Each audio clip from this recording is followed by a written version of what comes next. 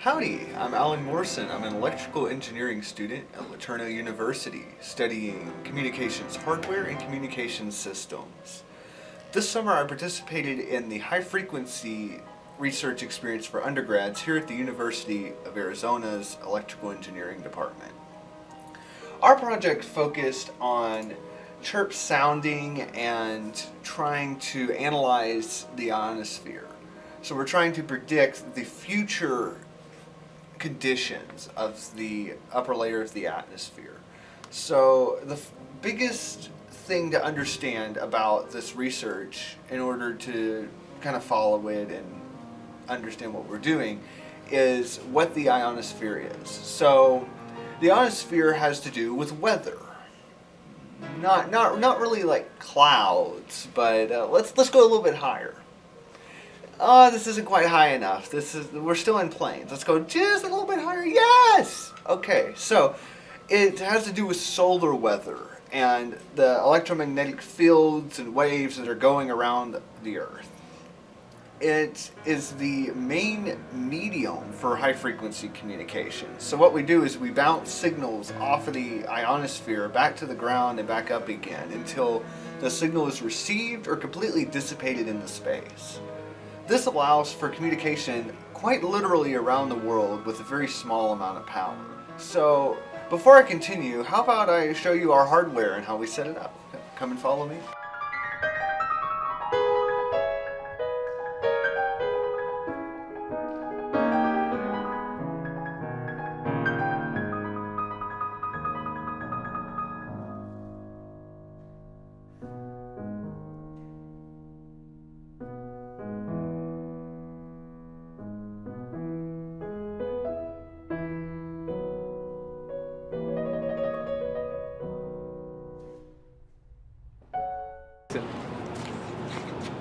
Looks like the antenna is assembled. So this is where we do most of our software analysis. Here we have our GPS antenna. Down here is our radio and our power supply. And this is our main computer, which runs Ubuntu, and GNU Radio, which Sierra will spend more time talking about. As you can see in this waterfall plot, a chirp is visualized as a line of pulses going across the screen. Using this information, we are able to create ionograms which show curves for every bounce that a signal makes off of the ionosphere. Even though we were unable to gather data here in Tucson due to software issues, we were able to utilize an Australian database to perform regression-based machine learning to determine daily patterns along a link path with great success. We were also able to lay the groundwork for any new data to be placed in a database for analysis in the future. Besides all of the technical delectables I've enjoyed here, I also was privileged to work with the Ham Radio Club to set up a dipole for the National Weather Service. I went to a grand total of 7 museums, experienced a myriad of weather phenomena, and I also got to spend a great deal of quality time with the people here in this REU.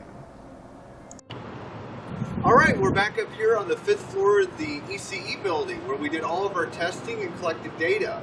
Behind us we've got the Mount Lemon, and to our rear is Mount A actually. So this is the point where I'm going to have to bid you adieu, but I'll leave you with one piece of advice. If you have the opportunity to do an REU program, I would highly recommend it, and to use every moment you get here to actually build your career in research or industry forward. Thank you, and this has been Alan Morrison. Kilo 0 Echo Charlie Echo. Listen.